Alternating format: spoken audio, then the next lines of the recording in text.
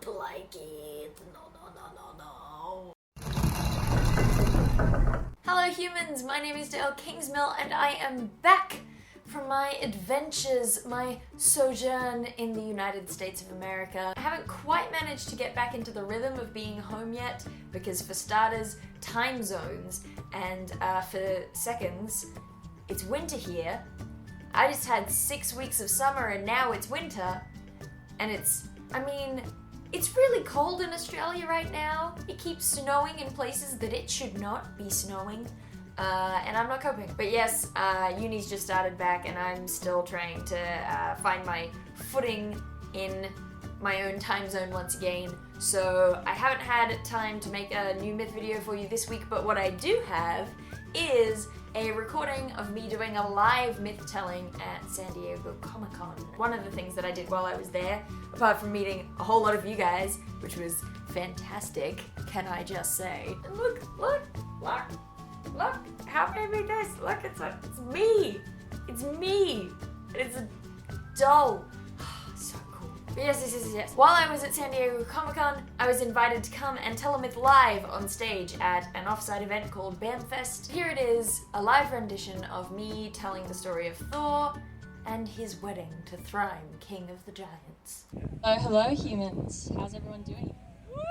Going con season. Having a good Comic-Con. I hope so. I am. It's my first.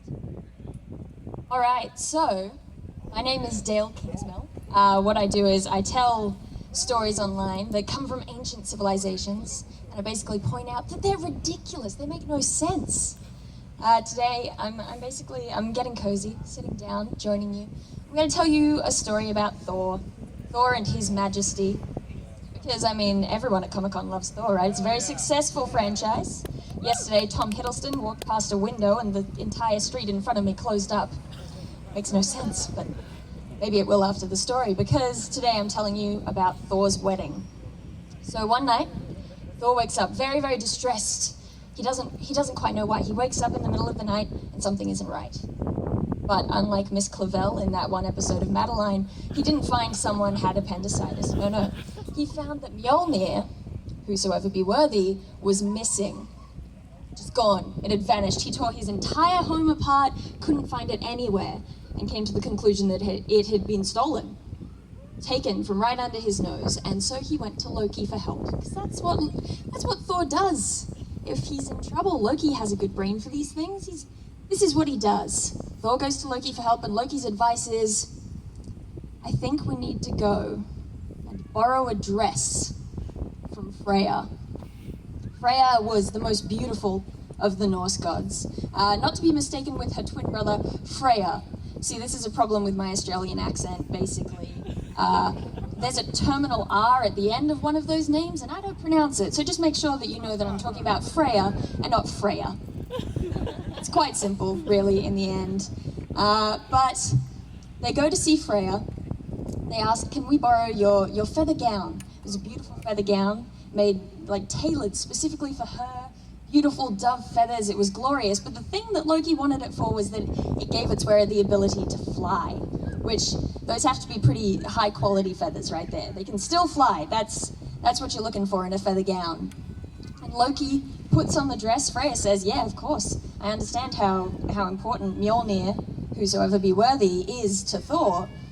And so Loki slips on the gown, he looks very nice in it, and he goes flying. He flies across all of the 9 realms looking for Thor's hammer. I don't quite understand why he thought that he'd get a better view from 30,000 feet, but that was his plan. He thought, if there's anywhere I can see it from, it'll be the sky.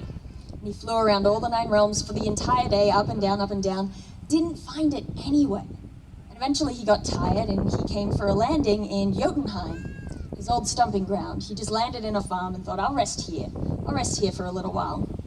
It just so happened that in that farm, crazy random happenstance, was Thrym, king of the frost giants, playing old MacDonald. He was, being a farmer that day for some reason, looking after the horses and the dogs. And Thrym said, Loki, you're looking nice today, beautiful gown. What brings you here? What brings you so far from Asgard, looking so fancified? And Loki thought, well, I need to vent my frustrations. And he told Thrym, he told him, I have been looking for Mjolnir, whosoever be worthy, all day. All day I've been looking for it everywhere, and I don't understand why my foolproof plan of looking from very high up in the sky, I don't understand why I haven't been able to see Mjolnir, whosoever be worthy, anywhere. And Thrym said, well, that's because I hid it underground. What? What? Apparently Thrym had been the one to steal the hammer. And he said, I hid that hammer so far underground that even the dwarves are never going to find it. You've got no chance. None whatsoever. You got to give up now. The only way I'm giving it back is if you let me marry Freya. Now remember, that's Freya, not Freya. Beautiful Freya. And Loki, he wasn't happy with this plan, but it was all he had. It was the only choice he had. So he flew back to Thor and told him what had happened. Thor wasn't fazed. He thought, this'll be fine. Why wouldn't Freya want to marry this giant farmer king in order to get me back my hammer? And so they went back. They thought that maybe slipping it into the conversation, just subtly, would be the best way to get it across. They thought, all right, here's your dress back. Thank you so much for letting us borrow it. It's your hair.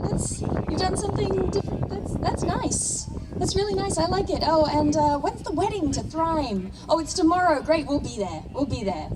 And Freya hulked out. And I do mean that pretty literally, because she somehow grew big enough for her famous necklace, Brisingamen, to just snap, to fall off her neck and land on the floor. They thought it was time to leave. They kind of ran out of there in a bit of a hurry, but Loki did think to grab the necklace just before they left. They had to find a new solution. And so the gods held a meeting. And Heimdall said, I think there's an option that we're missing here. We don't have to go and have open warfare with the frost giants. That seems like a bad plan. We don't have to sell Freya, not Freya, but Freya, off to Thrym, king of the giants. What we can do is use Brisingamen as a disguise, a cunning disguise. And he suggests that they dress up Thor as Freya. Thor hates this plan. It's the worst plan Thor has ever heard in his entire life. And he's come up with a lot of bad plans. So it's a pretty bad plan. But Loki thinks it'll be funny, so he eggs it on until suddenly Thor is wearing a beautiful wedding gown and a lovely veil to cover his terrifying bearded face, and Brisingamen around his neck to just clarify that he is Freya, not Thor. Why would you think that he's Thor? The beard is nothing. And the two of them head off to the wedding. For whatever reason, Thrym isn't fazed by this. He does buy that the necklace means that Thor is Freya.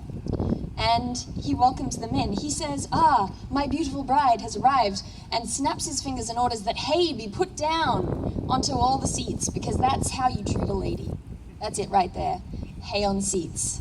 There is an actual line in the Norse Poetic Edda dedicated to how to treat a lady by putting straw on seats.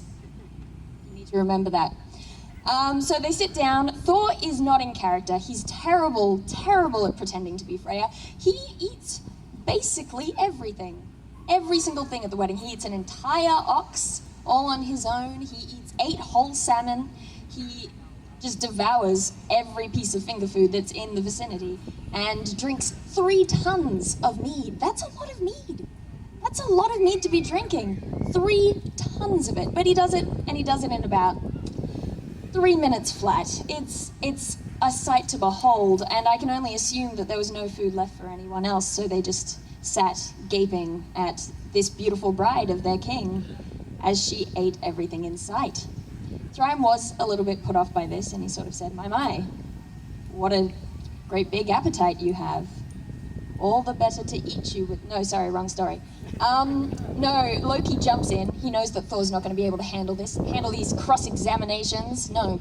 Loki jumps in and he says, oh, no, it's fine. You see, what's happened is Freya, she's been so excited to get married to you that she just hasn't eaten in 8 days, 8 whole days of no eating for Freya because she wants to marry you so much. despite the fact that it hadn't been 8 days since Thryme had hatched the plot, he thought that this was a great excuse. He bought it, and they went on with the wedding. Somehow, Thryme did manage to get drunk later on in the evening, despite there probably not being much mead left, and he thought, oh yes, my bride is here and she is beautiful. I'm going to lift this veil and I'm going to give her a sloppy kiss on the mouth. And he began to lift the veil, and Thor glared at him so hard. It was the most terrifying glare to ever exist. His eyes were bloodshot, his eyebrows were all bushy and furrowed. It was an icy death stare if ever there was one. And Thryme was so scared he dropped the veil instantly and sort of backed up and said, my, what horrifying eyes you have. Those eyeballs, no, you need to get those looked at. And Loki, he jumped in again and he said, well, I mean, it worked last time, so why not? She's been so excited to see you that she hasn't slept in 8 days. That's 8 days of not eating and not sleeping. I mean, that's a recipe for scary eyes if ever there was one. No eating and no sleeping makes Freya a terrifying girl. Dull, maybe terrifying, definitely. So, the wedding went on. Thryme called for the ceremony to begin proper and had Mjolnir, whosoever be worthy, brought out into the great hall and laid on his bride's lap so that they could say their vows over it. I don't quite understand how Mjolnir, whosoever be worthy, became a key part of wedding ceremonies in Norse mythology, but at this point in time it did. And so the hammer was laid on Thor Freya's lap, and Thor, he was getting into character by now. He picks it up and says, oh, I love the weight. Oh, it's nice and delicate, really. I like the swing of it. And then he swung the hammer and smashed Thryme out the nearest window. And he and Loki proceeded to bash to bits every single frost giant in the room. And then they skipped home to Asgard happily ever after, until Ragnarok, when Thor was to be poisoned to death by a giant snake. It's a happy story. It is. Oh, that was a whole lot of fun. I hope you enjoyed that. I should be back into the regular schedule, except with the addition of, while having been in the States is still fresh and a new thing that's just happened, I'm probably going to be putting up a few extra videos a week so that I can get the videos up that are like, daily vlogs and those sorts of things that are specifically about my trip to the States, because it would make very little sense to have a video 2 months away that's still saying, hey, I'm in America, when I'm really not. So, I mean, look for extra videos in the coming weeks, and it's good to see you. How are you? Let me know how you've been. It's been a while. I can't even tell whether I've said all the things that I need to say, but I hope that I did. I hope that you're well. For now, I think that's it. I'm done. Email this to your grandmas, and I will see you some other time.